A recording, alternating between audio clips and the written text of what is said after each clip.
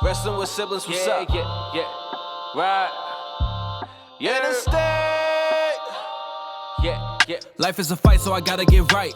Can't have my back on the ropes. Never. This for my sister and bro. I swear that we'll make it, that's all that we hope. Life is stone cold. Get hit with a sinner, that's all that she wrote. The world that we live in has made me cutthroat. I started rapping about life just to cope. Now I spit fire like Ricky Steamboat. Straight from the bottom, got so much to gain. I had to grind just to build on my name. People call me champ, I'm feeling like Dwayne. I laid a Smackdown, here comes the pain.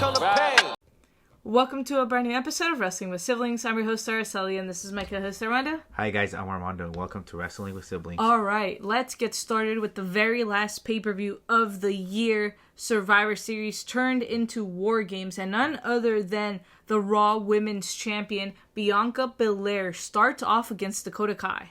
I was excited for Bianca's team because they had a huge addition to their team, and who was their addition? Was Becky Lynch, and I was looking forward to see what they were going to do in this war game. And of course, Bianca, she is the Raw Women's Champion. She started off against Dakota Kai, and she wanted to finish this match early and quick. It doesn't start till everybody is in the match, but you get what I'm saying. She was just trying to punish Dakota as much as she could. She was trying to get an advantage because, for those of you that didn't know, Dakota Kai and Io Sky, their team actually won the advantage over on SmackDown. They beat the other team in order for them to get an advantage, which means Bianca Belair was going to have to be in the ring for over 5 minutes by herself with competitors without any help. So she went in immediately trying to neutralize Dakota Kai. Why? Because she knew that every single moment that went by was going to be crucial for her in this match. Yeah, and then here goes. She's trying to take her out quick, right? Because she's going to save energy. The longer this goes, the more it's going to affect the people that started at the beginning. So she knew that if she had to take action really quick. 100%. And then after the 2 minutes are over, who comes in? Io Shirai. Io Shirai comes in and she goes right after Bianca Belair. She is not wasting any time. And again, they have the advantage over Bianca Belair. And what did they do? They used every single second that they could to their advantage. Why? Because after that, Bianca was going to get some assistance, and you never knew who was going to be the next competitor to step in and help Bianca Belair. Great 2-on-1 situations by Io and Dakota. I mean, they are the tag team champs for a reason. They work well together, and they showed it right there with Bianca Belair. They pretty much took her out, and got to give credit to Bianca. She fought hard. It was when there was a 2-on-1 situations. There was times where she came out and she just was able to break free of those situations and overcome them.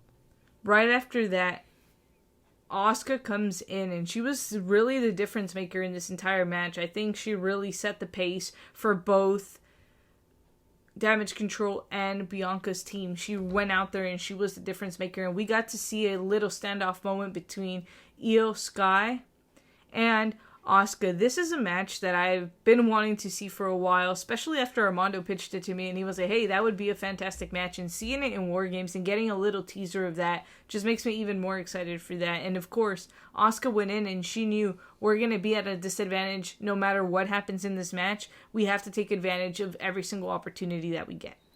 And walking into this being her fourth War Games match, so she already from the get-go had the advantage over everybody because she had been in the most War Game matches ever. So sure enough, that was the experience. She already knew what to expect. You could see the confidence when she was in there. She knew exactly what she was doing, and she was waiting for the perfect opportunities to strike throughout the match. Bliss came in and she completely cleaned the entire house. She dropped everybody to their feet, and for a second there I was like, wow, she definitely came in prepared. And again, she was the less experienced one. I don't believe she's ever been in a War Games match. I believe this was her first one, and she immediately went right after everybody. And again, Bianca's team had the disadvantage the entire way, and the match doesn't start until the very last competitor steps into this ring. And as Armando was saying, I think Io Sky really made a difference for Damage Cntrl's team. Yeah, definitely have to agree with you on that. She was the game changer throughout the match. Nikki Cross comes in and she is ready to take on every single person that you see on there. She even goes up to the very top of the cage, if I'm not mistaken, and then jumps right off and completely gets rid of everybody that's there. Her unique style and offense, and just you don't know what to expect out of her was gonna make a difference in this match, and it sure did. Look what she did from off the top of the steel cage. She pretty much jumped and took everybody out, and I think she was also going to be another part of the key ones in this match, and she proved it. I mean, this is, I think, the Nikki Cross we all been wanted to see, and I think this match was fit for her, right? Because she also came in with weapons, and she just went in the ring and just started grabbing whatever she could, and this is one of those, I don't want to say she's crazy, but this is one of those crazy matches for her that is built exactly for Nikki Cross, and she was just urging to take advantage of it, and she did.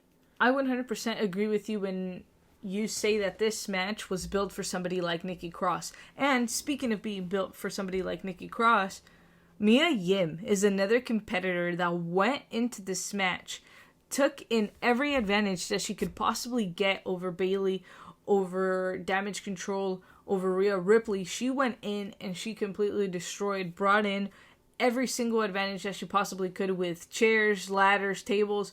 She used absolutely everything. It looks like the trash can was her biggest weapon going into this, and I think Damage Cntrl really underestimated what Mia Yim was capable of doing. Yeah, she came in focused, very, very aggressive. She wanted to prove herself, and not only that, but she was also targeting Rhea. I believe by this time Rhea was already inside the ring, so another game changer for Bayley's team, and they just both went at it, and I think they were just focusing straight on each other, if I'm not mistaken. Bayley was also a super dominant factor in this match. She goes in and she's cocky, she's confident, and before Becky Lynch could step into that ring, what did they do?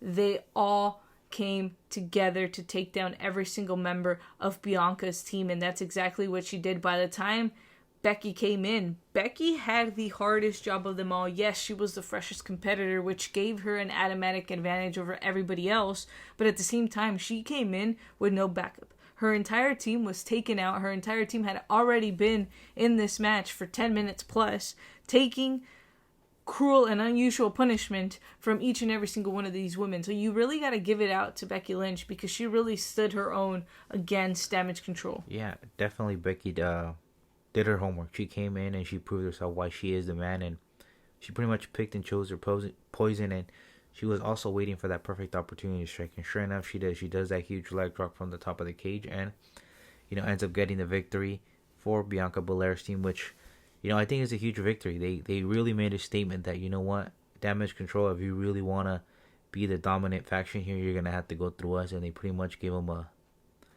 a calm down, stop. This is our show. You're not gonna come out here and do things. And I also think that Becky Lynch was the huge factor in this match. Why? Because I don't think Damage Cntrl was expecting to have Becky Lynch in this match. I 100% agree with you on that one. I think they had a 24-hour notice, if anything, to prepare for somebody like Becky Lynch. We know how experienced Big Time Bex is, or the man is, and of course, she proved that during this match. But something very, very interesting that I noticed is as they were all celebrating their victory, Alexa is just staring at them. Doesn't seem to be interested in the win. She's not excited. She's not happy. She's not celebrating with them. She kind of gives a fake smile. This is interesting because this makes me believe that she's going to turn and maybe possibly side with the Fiend yet again. Or possibly also she could be eyeballing the WWE Raw Women's Champion. She hasn't been champion in a while, and it's something that can happen for her. So we'll see how it plays out for Alexa Bliss. But I think she's also interested in what Bianca Belair has. So Bianca, you have a huge target in your back. So watch out with Alexa Bliss, because I believe she's coming after you. Also, before we move on, keep in mind, Becky Lynch loves the championships. So if I were Bianca Belair, I'd keep my eyes very open because there is more than one woman that wants that championship. Alright, let's move on to AJ Styles versus Finn Balor. This has gotten really, really personal between the OC and the Judgment Day. It goes years and years and years in the making, and it all started because AJ Styles and Finn Balor had a fallout a couple of years ago. Yeah, and also AJ didn't want to join the Judgment Day. I'm sorry, and that kind of got a little, that kind of got Finn a little upset, and he's like, you know what? Okay, I start challenging you, and what does he do? AJ does the smartest thing. He brings him back up, and I think this match was key because I think AJ needed to get redemption. He finally got his hands on Finn. 100% agree with you on that one. I think Finn Balor didn't go in as prepared as he thought he was going to be for this match. Yes, he went in with the confidence. Yes, he knew that at the end of the day, who was going to be there for him? The Judgment Day was going to be there. But I feel like he underestimated AJ Styles and his experience and what he's capable of doing. Again, I don't believe that Rhea Ripley was the difference maker in this match. Yes, they tried to get involved, but at the end of the day, AJ Styles comes out victorious, and I think it's very important to analyze the story and look in depth how long it took AJ Styles to finally get here, and him having to recruit from outside to even be able to get even remotely close to beating somebody like Finn Balor. I think this was a huge win for AJ Styles, right? Because he proves a statement to Finn Balor and be like, look, dude, it's not going to be easy. You're not the dominant faction here. And also an experience from AJ. I think that was a huge factor. Yeah, these guys have wrestled all around the world in different promotions, but I think this was a huge victory for AJ. I think he needed this win, not only for himself, but also for the OC. And I think AJ and the OC are going to do some really good things. Again, you have the OC back. Who knows? Usos better watch out. There's another team right there that's going to be targeting for you guys if you guys don't watch out. I mean, you guys pretty much gone through everybody except for these guys, so we'll see how it plays out. So Usos, Bloodline, keep an eye on these guys. Start doing your homework. I think this is the end of this feud. I really do believe so. I think this is the right ending. AJ Styles got redemption. He was able to take down Finn Balor and the Judgment Day, of course, with the help of the OC and Mia Yim. And I think this is it. I think this is where you end it. It's time for them to move on to bigger and greater things. And I would really like to see Mia Yim stick with the OC and AJ Styles. I don't think it should be a temporary thing.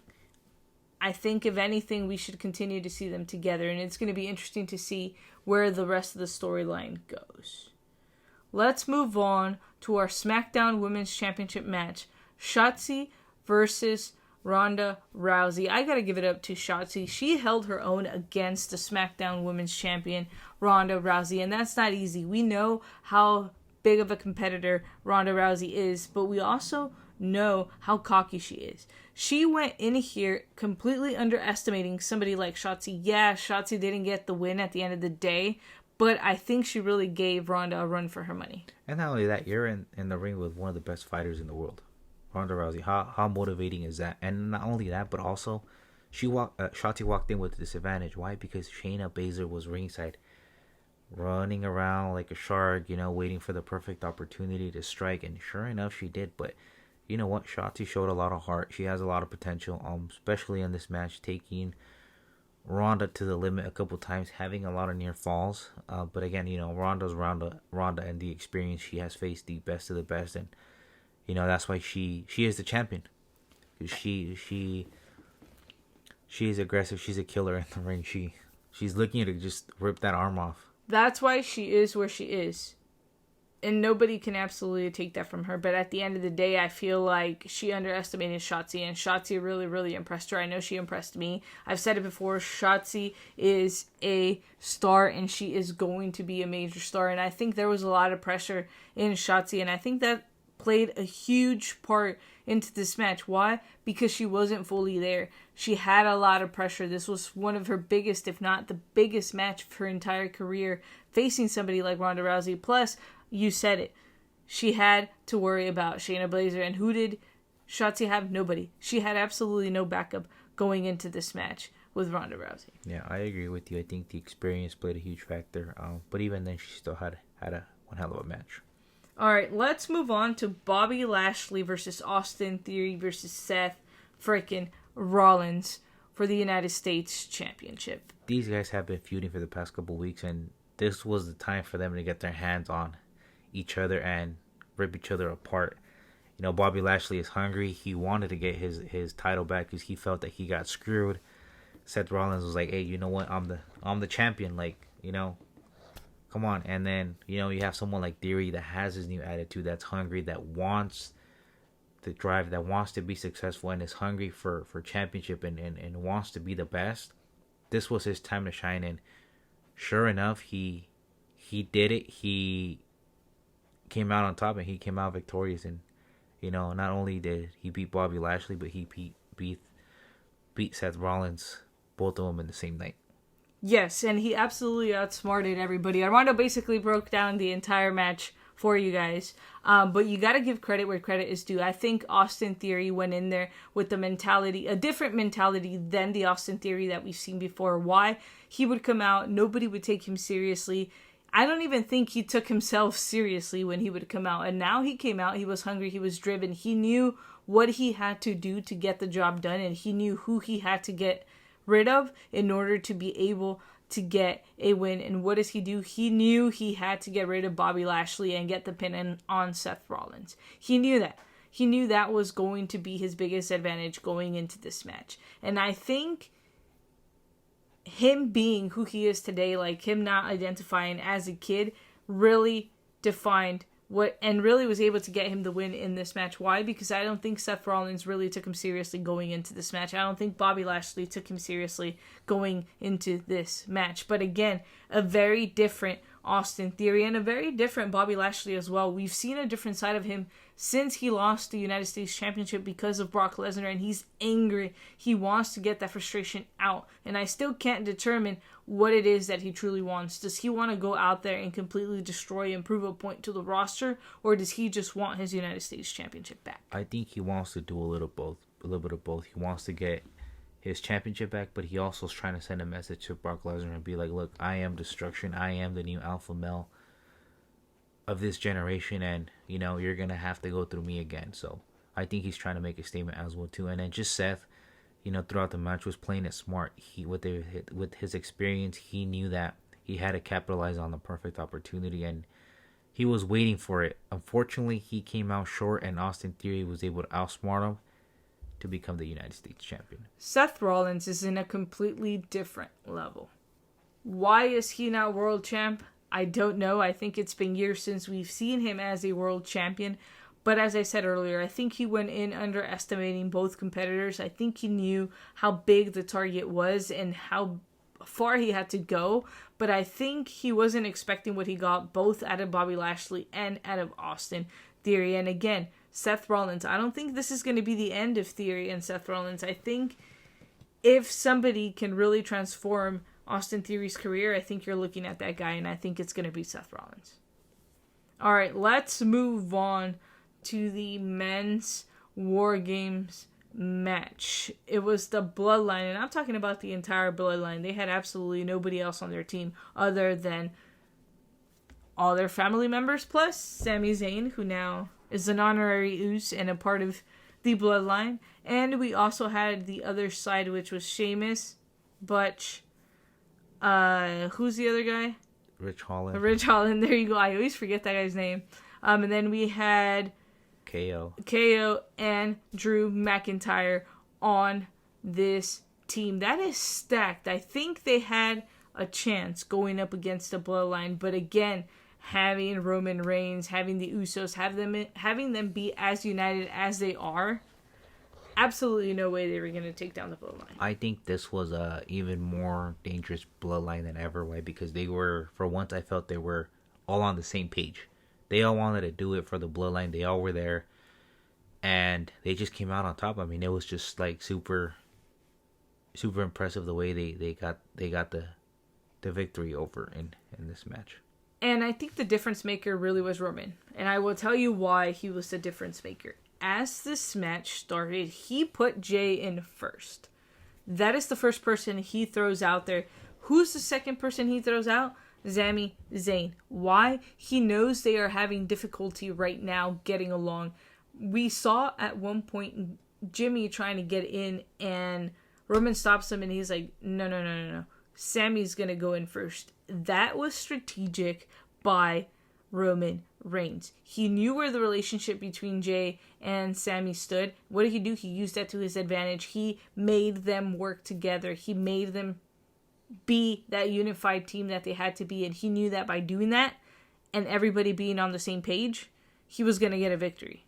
Yeah, I have to agree with you on that. That's probably the smartest strategy that Roman has has done in this match. Why? Because he knew that they were feuding, and at some point, Jay and Sami had to work together to survive in the cage, and that was smart. And I think that built the trust between Jay and Sami a little bit more.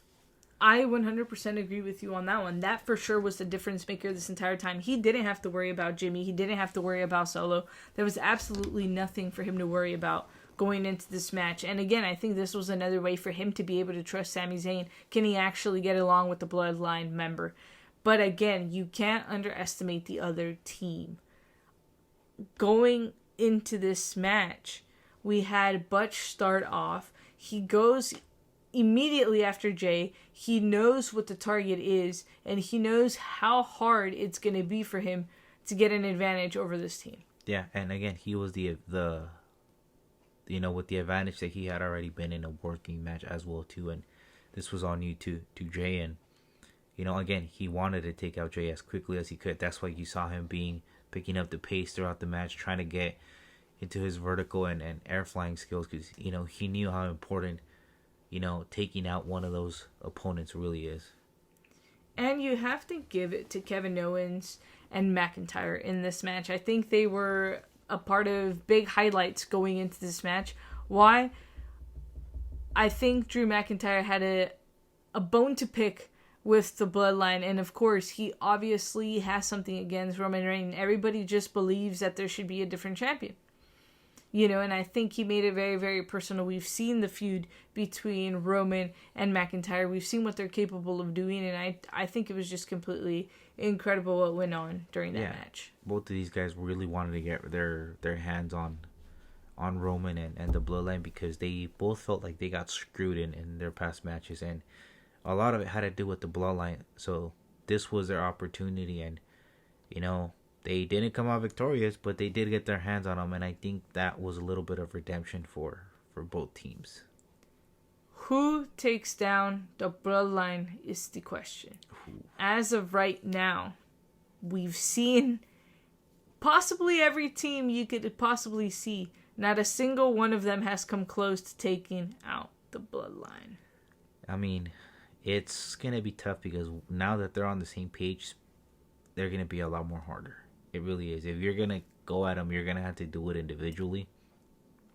But again, if you go with them individually and you don't have backup, you don't have friends, there's no way in hell you're going to survive. Think about it. It's always going to be 5 or 4 against 1, depending if Roman is there or not. But it's always going to be those numbers game regardless. I'm going to be completely honest with you, and I think the downfall of the Bloodline comes from inside. It's going to be somebody that turns on somebody, whether it's Solo, which, again, keep in mind, the guy has been extremely serious, like, the last week. He hasn't been really there.